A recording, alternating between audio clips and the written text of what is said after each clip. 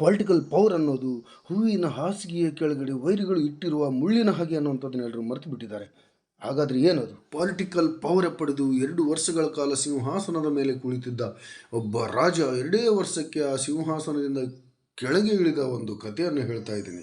ಹಾಗೂ ಆ ಸಿಂಹಾಸನಕ್ಕಾಗಿ ಯಾರ್ಯಾರ ಪೈಪೋಟಿ ಎಲ್ಲಿ ಹೇಗೆ ನಡೀತಾ ಇದೆ, ಯಾವ ರೀತಿ ಏನಿದು ಕತೆ ಅನ್ನೋದ್ರ ಬಗ್ಗೆ ನಿಮಗೆ ಸಂಪೂರ್ಣ ಹೂವಿನ ಹಾಸಿಗೆಯ ಒಂದು ಕಥೆಯನ್ನು ಹೇಳ್ತಾ ಇದ್ದೀನಿ. ಅದಕ್ಕೂ ಮುಂಚೆ ನನ್ನ ಈ ಯೂಟ್ಯೂಬ್ ಚಾನಲನ್ನು ಯಾರ್ಯಾರು ಮೊದಲನೇ ಬಾರಿ ನೋಡ್ತಾ ಇದ್ದೀರೋ ದಯವಿಟ್ಟು ಎಲ್ಲರೂ ಸಬ್ಸ್ಕ್ರೈಬ್ ಮಾಡಿಕೊಳ್ಳಿ. ಹಾಗೂ ಮೊದಲಿನಿಂದ ಸಬ್ಸ್ಕ್ರೈಬ್ ಇರೋರಿಗೆ ಧನ್ಯವಾದಗಳನ್ನು ತಿಳಿಸ್ತಾ, ಎಲ್ಲರೂ ದಯವಿಟ್ಟು ನನ್ನ ಈ ವಿಡಿಯೋ ಇಷ್ಟ ಆದರೆ ಲೈಕ್ ಮಾಡಿ, ಶೇರ್ ಮಾಡಿ, ಕಾಮೆಂಟ್ ಮಾಡಿ ಅಂತ ಹೇಳ್ತಾ ಬನ್ನಿ ಅದೇನಾಗಿದೆ ಅಂತ ಹೇಳ್ತಾ ಇದ್ದೀನಿ ನೋಡಿ. ಓಬಳಾಪುರಂ ಮೈನಿಂಗ್ ಅಕ್ರಮ ಕೇಸಲ್ಲಿ 3 ವರ್ಷಗಳ ಕಾಲ ಜೈಲಿನಲ್ಲಿದ್ದುಕೊಂಡು ಬೇಲ್ ಮೇಲೆ ಹೊರಗಡೆ ಬಂದಿದ್ದಂತಹ ಬಳ್ಳಾರಿ ಮೂಲದ ಓಬಳಾಪುರಂ ಮೈನಿಂಗ್ ಗಣಿಗಾರಿಕೆ ಕೇಸಿನ ಅಕ್ರಮ ದಂಧೆಕೋರ ಶ್ರೀ ಗಾಲಿ ಜನಾರ್ದನ್ ರೆಡ್ಡಿ ಅವರು ಬಳ್ಳಾರಿಯಿಂದ ಕೋರ್ಟ್ನಿಂದ ಹೊರದಬ್ಬಲ್ಪಟ್ಟು ಗಂಗಾವತಿಯಲ್ಲಿ ಠಿಕಾಣಿ ಹೂಡಿ ಅಲ್ಲಿಂದ ಗಂಗಾವತಿ ವಿಧಾನಸಭಾ ಕ್ಷೇತ್ರಕ್ಕೆ ಪ್ರಬಲ ಪಕ್ಷಗಳ ಅಭ್ಯರ್ಥಿಗಳಿಗೆ ಸೋಲುಣಿಸಿ ಶಾಸಕರಾಗಿ ಅಲ್ಲಿ 2 ವರ್ಷಗಳ ಕಾಲ ರಾಜನಾಗಿ ಮೆರೆದು 2 ವರ್ಷ ಮುಗಿಯೋದ್ರೊಳಗೆ ಚಂಚಲಗೂಡ ಜೈಲನ್ನು ಸೇರಿದರು ಅಂತಲೇ ಹೇಳ್ಬೋದು. ಹಲವಾರು ವರ್ಷಗಳ ಕಾಲ ಹೈದರಾಬಾದ್ನ ನಾಂಪಲ್ಲಿಯ CBI ಕೋರ್ಟ್ ಈ ಬಳ್ಳಾರಿ ಅಕ್ರಮ ಗಣಿ ಲೂಟಿಕೋರನ ಕೇಸನ್ನು ನಡೆದು ಬಳ್ಳಾರಿ ಜನಾರ್ದನ್ ರೆಡ್ಡಿಯ ಕೇಸನ್ನು ನಡೆಸಿ ಕೊನೆಗೆ ಇದೇ ತಿಂಗಳು 6ನೇ ತಾರೀಕು ಜನಾರ್ದನ್ ರೆಡ್ಡಿ ಅವರು ಅಪರಾಧಿ ಅಂತ ಹೇಳಿ ಅವರಿಗೆ ಜೈಲಿಗಟ್ಟಿದ ಮೇಲೆ ಕರ್ನಾಟಕ ವಿಧಾನಸಭೆಯ ಕಾರ್ಯದರ್ಶಿಗಳು ಅವರನ್ನು ಶಾಸಕತ್ವ ಸ್ಥಾನದಿಂದ ಅನರ್ಹರಾಗಿಸಿಬಿಟ್ಟಿದ್ದು ಗಂಗಾವತಿಯಲ್ಲಿ ಇಕ್ಬಾಲ್ ಅನ್ಸಾರಿ ಅಭಿಮಾನಿಗಳಿಗೆ ತುಂಬ ಪ್ರೀತಿಯ, ತುಂಬ ಆನಂದದ, ಖುಷಿಯ ವಿಚಾರ ತಂದುಕೊಟ್ಟಿದೆ ಅಂತಲೇ ಹೇಳ್ಬೋದು.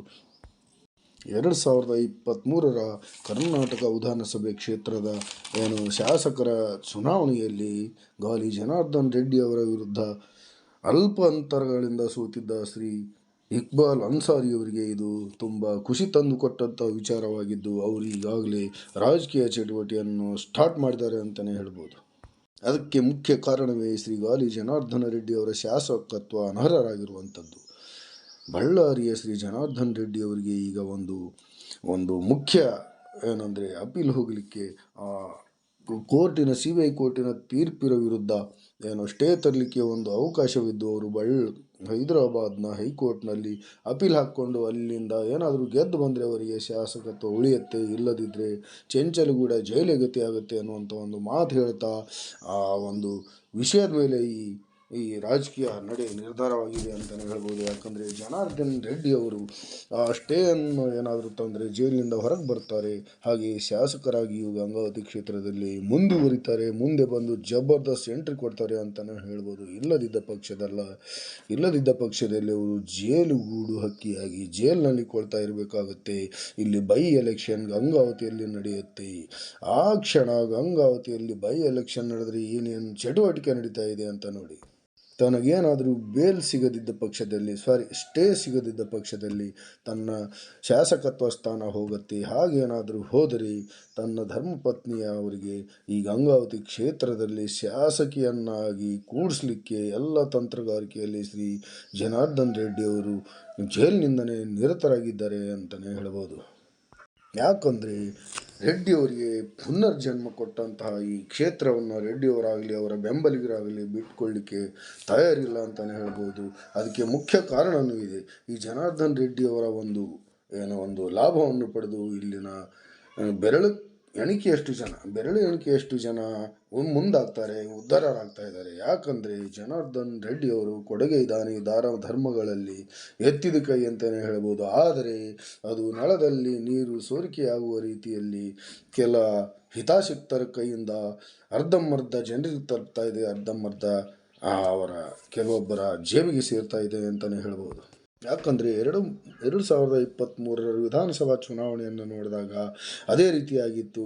ಅವರ ಕೆಲ ಬೆಂಬಲಿಗರು ದಾನ ಧರ್ಮ ಅಥವಾ ಗುಡಿಗುಂಡಾರಗಳಿಗೆ, ಮದುವೆ ಕಾರ್ಯಗಳಿಗೆ, ಇನ್ನಿತರ ಕಾರ್ಯಗಳಲ್ಲಿ ಜನಾರ್ದನ್ ರೆಡ್ಡಿ ಅವರು ಸಹಾಯವನ್ನು ನೀಡುವಾಗ 50,000 ಆಗಲಿ ಲಕ್ಷವಾಗಲಿ ಕೊಡುತ್ತಿರುವಾಗ ಮಧ್ಯವರ್ತಿಗಳು ಲಕ್ಷಕ್ಕೆ 20,000, 50,000ಕ್ಕೆ 10,000ದಂತೆ ತಾವು ಕಮಿಷನ್ ಜೇಬಿಗೆ ಹಾಕ್ಕೊಂಡು ಉಳಿದದ್ದನ್ನು ಫಲಾನುಭವಿಗೆ ಅಥವಾ ಜನಾರ್ದನ್ ರೆಡ್ಡಿ ಅವರಿಗೂ ಸೂಚಿಸಿದ ಕೆಲ ಬಡವರಿಗೆ, ನಿರ್ಗತಿಕರಿಗೆ, ಮದುವೆಗಳಿಗೆ, ಗುಡಿಗಳಿಗೆ ದಾನ ಧರ್ಮ ಅಂತ ನೀಡಿದರೆ ಇಲ್ಲಿ ನಡುವೆ ಯಾರ್ದೋ ಪಾಲಾಗಿದೆ ಅಂತಲೇ ಹೇಳ್ಬೋದು. ಕೆಲವು ಕಡೆ ಎಲೆಕ್ಷನ್ನಲ್ಲಿ ಗುಡಿಗುಂಡಾರಗಳಿಗೆ 2 ಲಕ್ಷ, 3 ಲಕ್ಷ ಆ ಥರ ಏನು ಅವರ ದಾನ ಧರ್ಮವನ್ನು ಮಾಡಿದ್ದಾರೆ ಶ್ರೀ ಗಾಲಿ ಜನಾರ್ದನ್ ರೆಡ್ಡಿ ಅವರು. ಆದರೆ ಎಷ್ಟೋ ಜನ ಅವರ ಕಡೆ ಇರುವಂಥ ಹಿಂಬಾಲಕರನ್ನು ಆ ದುಡ್ಡುಗಳನ್ನು ನುಂಗು ಹಾಕಿದ್ದಾರೆ ಅನ್ನುವಂಥ ವಿಷಯ ಕೂಡ ಬೆಳಕಿಗೆ ಬರ್ತಾ ಇದೆ. ಏನು ಹೇಗೆ ಇರಲಿ, ಕೇವಲ 2 ವರ್ಷಗಳ ಕಾಲದಲ್ಲಿ ತನ್ನ ರಾಜಕೀಯ ತನ್ನ ಸಿಂಹಾಸನವನ್ನು ಆಟೋಮೆಟಿಕ್ಕಾಗಿ ಸರ್ಕಾರ ಕಿತ್ತುಕೊಂಡಿದೆ ಅಂತಲೇ ಹೇಳ್ಬೋದು. ಅವರ ಕರ್ಮ ಅವರನ್ನು ತಿಂದಿದೆ ಅಂತಲೇ ಹೇಳ್ಬೋದು. ಮತ್ತೆ ಎಲ್ಲಿದ್ದರೂ ಅಲ್ಲಿಗೆ ಹೋಗೋ ಪರಿಸ್ಥಿತಿ ಬಂದಿದ್ದೆ. ಕಲ್ಲನ್ನು ಎಲ್ಲಿ ಎಸ್ತಿದ್ರು ಆ ಕಲ್ಲು ಮತ್ತೆ ವಾಪಸ್ ಅಲ್ಲಿಗೆ ಬಂದು ಬಿದ್ದಿದೆ ಅಂತಲೇ ಹೇಳ್ಬೋದು. ಕರ್ನಾಟಕ ಆಂಧ್ರ ಗಡಿ ರೇಖೆ ಬದಲಾವಣೆ ಹಾಗೂ ಈ ಜಡ್ಜ್ಗೆ ಬೇಲ್ಗೋಸ್ಕರ ಕೋಟ್ಯಾನುಗಟ್ಟಲೆ ಲಂಚದ ಕೇಸಾಗಿರ್ಬೋದು, ಓಬಳಾಪುರಂ ಮೈನಿಂಗ್, ಲಕ್ಷಾನುಗಟ್ಟಲೆ ಕೋಟಿಗಟ್ಟಲೆ ಹಣ ದುರ್ಬಳಕೆ, ಸರ್ಕಾರಕ್ಕೆ ತೆರಿಗೆ ವಂಚನೆ, ಹಲವಾರು ಪ್ರಕರಣಗಳು ಇವತ್ತು ಜನಾರ್ದನ್ ರೆಡ್ಡಿಯವರ ಕುರುಳಿಗೆ ಉರುಳಾಗಿ ಸೂತ್ಕೊಂಡಿದೆ ಅಂತಲೇ ಹೇಳ್ಬೋದು. ಇದರಿಂದ ಅವರು ಇಷ್ಟು ಈಸಿಯಾಗಿ ಹೊರಗೆ ಬರಲಿಕ್ಕೆ ಸಾಧ್ಯನೇ ಇಲ್ಲ ಅಂತಲೇ ಹೇಳ್ಬೋದು. ಹಾಗೂ ಮುಂಬರುವ ಏನಾದರೂ ಬೈ ಎಲೆಕ್ಷನ್ ಗಂಗಾವತಿಯಲ್ಲಿ ನಡೆದರೆ BJP ಕೂಡ ಅವರಿಗೆ ಸಪೋರ್ಟ್ ಮಾಡೋ ಯಾವ ಲಕ್ಷಣಗಳು ಇಲ್ಲ ಅಂತಲೇ ಹೇಳ್ಬೋದು. ಹಾಗೆ ಪಕ್ಷದಲ್ಲಿ ಮತ್ತೆ ಫುಟ್ಬಾಲ್ ಗಂಗಾವತಿಯಲ್ಲಿ ಓಡಾಡುವಂಥ ಪರಿಸ್ಥಿತಿ ಇದ್ದೇ ಇದೆ. ಮತ್ತು ಮರಳಿ ಫುಟ್ಬಾಲ್ ಎಲ್ಲಿದೆಯೋ ಅಲ್ಲಿ ವಾಪಸ್ ಉರುಳಿ ಬೀಳುವ ಒಂದು ಅವಕಾಶನೂ ಇದೆ ಅಂತಲೇ ಹೇಳ್ಬೋದು. ಈ ಮುಖಾಂತರ ಇಲ್ಲಿ ಜನಾರ್ದನ್ ರೆಡ್ಡಿ ಅವರಿಗೆ ತುಂಬಲಾರದ ನಷ್ಟ, ಸೋಲು, ಹಿನ್ನಡೆ ಆಗುತ್ತೆ ಅಂತಲೇ ಹೇಳ್ಬೋದು. ಹಾಗಾದರೆ ಇಲ್ಲಿ ಗೆಲ್ಲುವವರು ಯಾರು ಅಂತ ನೋಡೋದಾದರೆ, ಹಾಗಾಗಿ ಯಾವುದೇ ಪಕ್ಷ ಇರಲಿ ನಮ್ಮ ಶಾಸಕರು ಅವರೇ ಮುಂದಿರಬೇಕು. ಜನಾರ್ದನ್ ರೆಡ್ಡಿ ಅವರು ಬರೆದಿದ್ದ ಪಕ್ಷದಲ್ಲಿ ಅವರ ಧರ್ಮಪತ್ನಿಯವರಾದರೂ ಇಲ್ಲಿ ಶಾಸಕರಾಗಬೇಕು ಅನ್ನುವಂಥ ತೀರ್ಮಾನವನ್ನು ಯಾರು ಮಾಡಿದ್ದಾರೆ ಅಂತಲೇ ಹೇಳ್ಬೋದು. ಗಂಗಾವತಿಯಲ್ಲಿ ಬೈ ಎಲೆಕ್ಷನ್ ನಡೆದರೆ ಅದರ ಕಾರ್ಯರೂಪಗಳ ಬಗ್ಗೆ ಶಾಸಕರ ಪತ್ನಿಯವರು, ಅವರ ಬೆಂಬಲಿಗರು ಈಗಾಗಲೇ ಒಂದು ಸಭೆಯನ್ನು ನಡೆಸಿದ್ದಾರೆ ಅನ್ನುವಂಥ ಒಂದು ಮಾಹಿತಿ ಕೂಡ ಬರ್ತಾ ಇದೆ. ಅದಕ್ಕೆ ವ್ಯತಿರಿಕ್ತವಾಗಿ ಬೇರೆ ಪಕ್ಷದ ಮುಖಂಡರುಗಳು, ನಾಯಕರುಗಳು ಕೂಡ ತಮ್ಮ ಪಕ್ಷದ B.Pharmಗಾಗಿ ಟಿಕೆಟ್ಗಾಗಿ ಈಗಾಗಲೇ ಬೆಂಗಳೂರು ರಾಷ್ಟ್ರ ಮಟ್ಟದಲ್ಲಿ ಲಾಬಿ ನಡೆಸಿದ್ದಾರೆ ಅಂತಲೇ ಹೇಳ್ಬೋದು. ಅದರಲ್ಲಿ ಮುಖ್ಯವಾಗಿ ಕಾಂಗ್ರೆಸ್ನಿಂದ ಕೊನೆಯ ಬಾರಿಯ ಪರಾಜಿತ ಅಭ್ಯರ್ಥಿ ಶ್ರೀ ಇಕ್ಬಾಲ್ ಅನ್ಸಾರಿ ಅವರು ಹಾಗೂ ಅವರ ಜನ್ಮ ವೈರಿ ಅಂತಲೇ ಕಾಣ್ತಿರುವ ಶ್ರೀ HR ಶ್ರೀನಾಥ್ರವರು, BJPಯಿಂದ ಪರಣ್ಣ ಮನವಳ್ಳಿಯವರು ಹಾಗೂ JDSನಿಂದ ಕೊನೆಯ ಬಾರಿ ಸ್ಪರ್ಧಿಸಿದ HR ಚೆನ್ನಕೇಶವರವರು ಮುಂಚೂಣಿಯಲ್ಲಿದ್ದಾರೆ ಅಂತಲೇ ಹೇಳ್ಬೋದು. ಅದೇ ರೀತಿಯಾಗಿ ಇದಕ್ಕೆ ವಿರುದ್ಧವಾಗಿ ಕರಿಯಣ್ಣ ಸಂಕಟಿ ಅನ್ನುವಂಥವರು ಕೂಡ ತೆರೆಮರೆಯಲ್ಲಿ ಕಸರತ್ತನ್ನು ನಡೆಸ್ತಾ ಇದ್ದಾರೆ. ಇವರು ಮಾಜಿ ವಿಧಾನ ಪರಿಷತ್ ಸದಸ್ಯರು ಹಾಗೂ ಒಂದು ಸಾರಿ ಇಕ್ಬಾಲ್ ಅನ್ಸಾರಿ ಅವರು MLA ಸ್ಥಾನದಲ್ಲಿ ಸೋಲಿಕ್ಕೆ ಕಾರಣಕರ್ತರಾದಂಥ ಒಬ್ಬ ಪ್ರಮುಖ ಮುಖಂಡರು ಅಂತಲೇ ಹೇಳ್ಬೋದು. ಇವರೆಲ್ಲ ಸುಮಾರು ವರ್ಷಗಳಿಂದ ರಾಜಕೀಯದಲ್ಲಿ ಇದ್ದವರೇ. ಅವರ ನಡೆಗಳೇನು, ಅವರು ಯಾವಾಗ ಎಲ್ಲಿ ಏನಾಗಿದ್ರು, ಯಾವಾಗ ನಿಂತಿದ್ರು, ಎಲ್ಲಿ ಸೋತಿದ್ರು ಅನ್ನೋಂಥ ಒಂದು ಚಿಕ್ಕ ಮಾಹಿತಿಯನ್ನು ಕೂಡ ಈಗ ನಿಮಗೆ ಹೇಳ್ತಾ ಇದ್ದೀನಿ ನೋಡಿ. 2004ರ ವಿಧಾನಸಭೆ ಚುನಾವಣೆಯಲ್ಲಿ ಇಕ್ಬಾಲ್ ಅನ್ಸಾರಿ ಅವರು JDSನಿಂದ ಸ್ಪರ್ಧಿಸಿದರು. ಗಿರಿಗೌಡ ವಕೀಲರು BJPಯಿಂದ ಸ್ಪರ್ಧಿಸಿದರು. ಅದರಲ್ಲಿ JDSನ ಇಕ್ಬಾಲ್ ಅನ್ಸಾರಿ ಅವರು ಸುಮಾರು 3,400 ಮತಗಳ ಅಂತರದಿಂದ ಗಿರಿಗೌಡ ವಕೀಲರನ್ನು ಸೋಲಿಸಿ ಮೊದಲನೇ ಬಾರಿ JDSನಲ್ಲಿ ಶಾಸಕರಾಗಿ JDS ಪಕ್ಷ ಅಧಿಕಾರಕ್ಕೆ ಬಂದು ಅದರಲ್ಲಿ ಸಚಿವರು ಕೂಡ ಆಗಿದ್ದರು ಅಂತ ಒಂದು ಮಾತನ್ನು ಹೇಳ್ತಾ ಇದ್ದೀನಿ.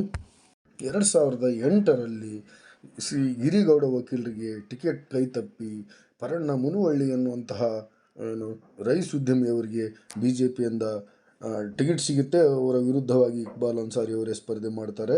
ಅದರಲ್ಲಿ ಮಾತ್ರ ಇಕ್ಬಾಲ್ ಅನ್ಸಾರಿ ಅವರು ಸೋಲ್ತಾರೆ. ಪರಣ್ಣ ಮುನಿವಳ್ಳಿ ಮೊದಲ ಬಾರಿ ಹಿಂದೂ ಬ್ರ್ಯಾಂಡ್ ಮುಖಾಂತರ ಅಧಿಕಾರಕ್ಕೆ ಬರ್ತಾರೆ. 2013ರ ವಿಧಾನಸಭಾ ಸ್ಪರ್ಧೆಯಲ್ಲಿ HR ಶ್ರೀನಾಥ್ ಅವರು ಕೂಡ ಕಾಂಗ್ರೆಸ್ನಿಂದ ಟಿಕೆಟನ್ನು ಪಡೆದು ಕಾಂಗ್ರೆಸ್ MLA ಅಭ್ಯರ್ಥಿಯಾಗಿ ನಿಲ್ತಾರೆ. ಅವರ ವಿರುದ್ಧವಾಗಿ ಪರಣ್ಣ ಮುನಿವಳ್ಳಿ ಅವರು ಶಾಸಕರು ಹಾಗೂ ಇಕ್ಬಾಲ್ ಅನ್ಸಾರಿ ಅವರು ಕಳೆದ ಬಾರಿ ಸೋತ ಶಾಸಕರು ಅದರಲ್ಲಿ ಸ್ಪರ್ಧೆ ಮಾಡಿರ್ತಾರೆ. ಇದುವರೆಗೆ ಕೇವಲ ಎರಡು ಪಕ್ಷಗಳು ಮಾತ್ರ ಸ್ಪರ್ಧೆ ಮಾಡ್ತಾ ಇತ್ತು, JDS ಮತ್ತು BJP. ಆದರೆ 2013ರಿಂದ ಕಾಂಗ್ರೆಸ್ ಮತ್ತೆ ಪುಟಿದೇಳುತ್ತೆ. 1999ರಲ್ಲಿ ಶ್ರೀರಂಗದೇವರಾಯಲು ಅವರು ಕೊನೆಯ ಶಾಸಕರಾಗಿದ್ದು ಕಾಂಗ್ರೆಸ್ನಿಂದ. ಅಲ್ಲಿಂದ 2013ರವರೆಗೆ ಕಾಯಬೇಕಾಯಿತು ಮತ್ತೆ ಕಾಂಗ್ರೆಸ್ ಸ್ಪರ್ಧೆ ಮಾಡಲಿಕ್ಕೆ. ಆ ಕ್ಷಣದಲ್ಲಿ ಮತ್ತೆ JDSನ ಇಕ್ಬಾಲ್ ಅನ್ಸಾರಿ ಅವರು ಬಹಳಷ್ಟು ಮತಗಳ ಅಂತರದಿಂದ, ಸುಮಾರು 29,000 ಮತಗಳ ಅಂತರದಿಂದ 2013ರಲ್ಲಿ JDSನಿಂದ ಶಾಸಕರಾಗಿ ಆಯ್ಕೆ ಆಗ್ತಾರೆ ಅಂತಲೇ ಹೇಳ್ಬೋದು. ಕನಿಗಿರಿಯ ಮಾಜಿ ಶಾಸಕರು, ಸಚಿವರು ಮಲ್ಲಿಕಾರ್ಜುನ್ ನಾಗಪ್ಪರವರು ಕೂಡ ಎಲ್ಲ ಈ ಚುನಾವಣೆಗಳಲ್ಲಿ ಮುಖ್ಯ ಪಾತ್ರವನ್ನು ವಹಿಸಿರ್ತಾರೆ HR ಶ್ರೀನಾಥ್ ಅವ್ರ ಜೊತೆಗೂಡಿ ಅಂತಲೇ ಹೇಳ್ಬೋದು.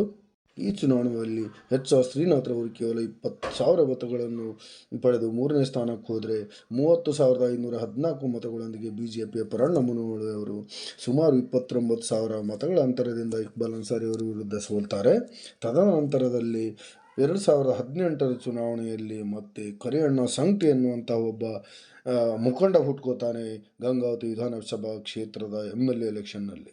ಕರಿಯಣ್ಣ ಸಂಕಟಿ ಎನ್ನುವಂತಹ ಮಾಜಿ MLC ಅವರು ಇಕ್ಬಾಲ್ ಅನ್ಸಾರಿ ಅವರ ಸೋಲಿಗೆ ಕಾರಣರಾಗ್ತಾರೆ ಅಂತಲೇ ಹೇಳ್ಬೋದು. ಅವರು 10% ಮತವನ್ನು ತೆಗೆದುಕೊಂಡು ಇಕ್ಬಾಲ್ ಅನ್ಸಾರಿ ಅವರು ಸೋತು ಪರವಣ್ಣ ಮುನಿವಳ್ಳಿ ಅವರು 2018ರಲ್ಲಿ ಮತ್ತೆ ಶಾಸಕರಾಗೋದರಲ್ಲಿ ಕಾರಣೀಕರ್ತರಾಗ್ತಾರೆ ಅಂತಲೇ ಹೇಳ್ಬೋದು.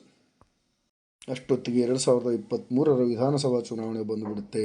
ಅಷ್ಟೊತ್ತಿಗಾಗಲೇ ಪರಣ್ಣ ಮುನಿವಳ್ಳಿಯವರ ಸ್ವಲ್ಪ ಹೆಸರು ಕೆಟ್ಟಿರುತ್ತೆ. ಆ ಕ್ಷಣದಲ್ಲಿ ಇಕ್ಬಾಲ್ ಅನ್ಸಾರಿ ಅವರು ಈ ಸಾರಿ ನಾನೇ ಗೆದ್ದುಬಿಟ್ಟೆ ಅನ್ನುವಂಥ ಖುಷಿಯಲ್ಲಿದ್ದಾಗ ಬಂದು ಅಪ್ಪಳಿಸಿದ್ದೇ ಗಾಲಿ ಜನಾರ್ದನ್ ರೆಡ್ಡಿ ಅನ್ನುವಂಥ ಸುನಾಮಿ. ಅದಾಗಲೇ ಬೇಲ್ ಮೇಲೆ ಹೊರಗಡೆ ಬಂದಿದ್ದಂತಹ ಗಾಲಿ ಜನಾರ್ದನ್ ರೆಡ್ಡಿ ಅವರು ಸ್ಥಳೀಯ ದೊಡ್ಡ ಮುಖಂಡರನ್ನು, ದೊಡ್ಡ ಮಟ್ಟದ ನಾಯಕರನ್ನು ಭೇಟಿಯಾಗಿ ಗಂಗಾವತಿಯಲ್ಲಿ BJP ಟಿಕೆಟ್ಗಾಗಿ ಪ್ರಯತ್ನ ಮಾಡ್ತಾರೆ.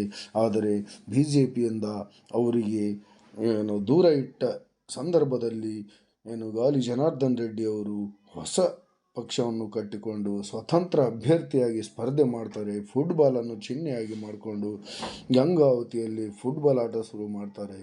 ಆದರೆ ಇದರಲ್ಲಿ ಇಕ್ಬಾಲ್ ಅನ್ಸಾರಿ ಅವರು, ಪರಣ್ಣ ಮುನಿವಳ್ಳಿಯವರು ಕೂಡ ಸ್ಪರ್ಧಿಸಿರ್ತಾರೆ.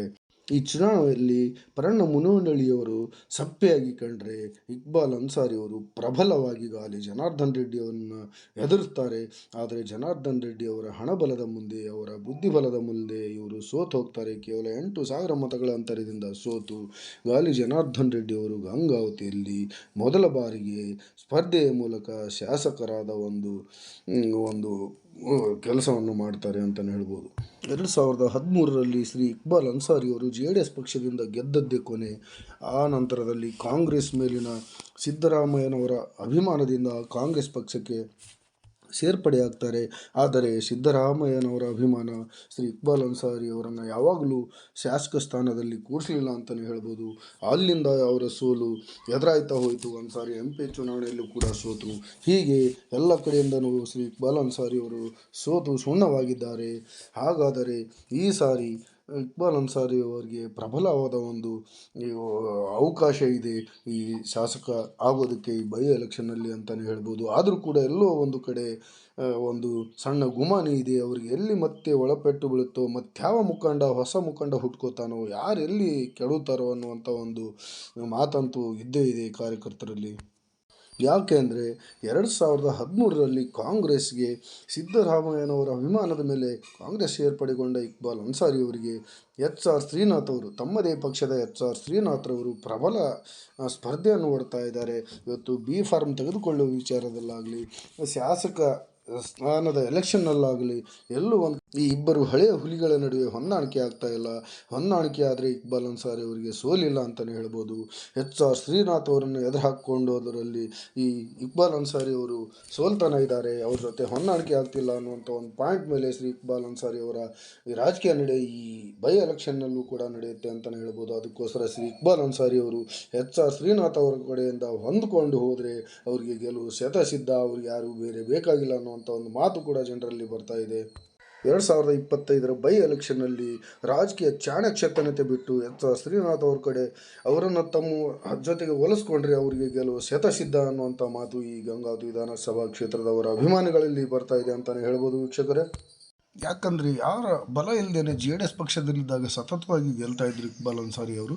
ಜೆ ಡಿ ಎಸ್ ಬಿಟ್ಟ ಮೇಲೇ ಅವರಿಗೆ ಸೋಲು ಎದುರಾಗಿದೆ, ವೈರಿಗಳು ಜಾಸ್ತಿ ಆಗಿದ್ದಾರೆ ಅಂತಲೇ ಹೇಳ್ಬೋದು. ಕಾಂಗ್ರೆಸ್ನಲ್ಲಿ ಎಲ್ಲರನ್ನೂ ಓಲೈಸಿಕೊಳ್ಳದಿದ್ದ ಪಕ್ಷದಲ್ಲಿ ಮತ್ತೆ ಜೆ ಡಿ ಎಸ್ಗೆ ಹೋದರೆ ಅವರು ಗೆಲ್ಲೋದು ಶತಸಿದ್ಧ ಅಂತಲೇ ಕಾರ್ಯಕರ್ತರು ಮಾತಾಡ್ತಾ ಇದ್ದಾರೆ ಅಂತಲೇ ಹೇಳ್ಬೋದು. ಯಾವುದಕ್ಕೂ ಇಕ್ಬಾಲ್ ಅನ್ಸಾರಿ ಅವರು ಬುದ್ಧಿವಂತರು, ತಾವೇ ವಿಚಾರ ಮಾಡಬೇಕು. 4 ಜನರ ಮಾತು ಕೇಳೋದಕ್ಕಿಂತ ಕೆಟ್ಟರೆ ಪರವಾಗಿಲ್ಲ, ಸ್ವಂತ ಶಕ್ತಿ ಸ್ವಂತ ಬುದ್ಧಿಮತ್ತೆ ಮೇಲೆ ಹೋರಾಳಿ ಅಂತ ಹೇಳ್ತಾ, ಈ ವಿಡಿಯೋ ಇಷ್ಟ ಆದರೆ ಎಲ್ಲರೂ ಲೈಕ್ ಮಾಡಿ, ಶೇರ್ ಮಾಡಿ, ನಿಮಗೇನು ಅನಿಸುತ್ತೆ ಈ ವಿಡಿಯೋದ ಮೇಲೆ ಅಂತ ಕಾಮೆಂಟ್ನಲ್ಲಿ ತಿಳಿಸಿ. ಹಾಗೂ ಈ ನನ್ನ ಚಾನಲನ್ನು ದಯವಿಟ್ಟು ಎಲ್ಲರೂ ಸಬ್ಸ್ಕ್ರೈಬ್ ಮಾಡಿಕೊಂಡು ಫ್ರೆಂಡ್ಸ್ಗಳಿಗೆ, ಗ್ರೂಪ್ಗಳಿಗೆ ಹಾಗೂ ಎಲ್ಲ ರೀತಿಯಿಂದ ನಮ್ಮ ಈ ಚಾನಲ್ ಬೆಳವಣಿಗೆಗೆ ಸಹಕರಿಸಬೇಕಂತ ಹೇಳ್ತಾ, ನನ್ನ ಒಂದು ಚಿಕ್ಕ ರಾಜಕೀಯ ಕಾಣಿಕೆಯನ್ನು ನೀವು ಸ್ವೀಕರಿಸ್ತೀರಿ ಅಂತ ಹೇಳ್ತಾ ಎಲ್ರಿಗೂ ನಮಸ್ಕಾರಗಳು. ಜೈ ಹಿಂದ್, ಜೈ ಕರ್ನಾಟಕ ಮಾತೆ.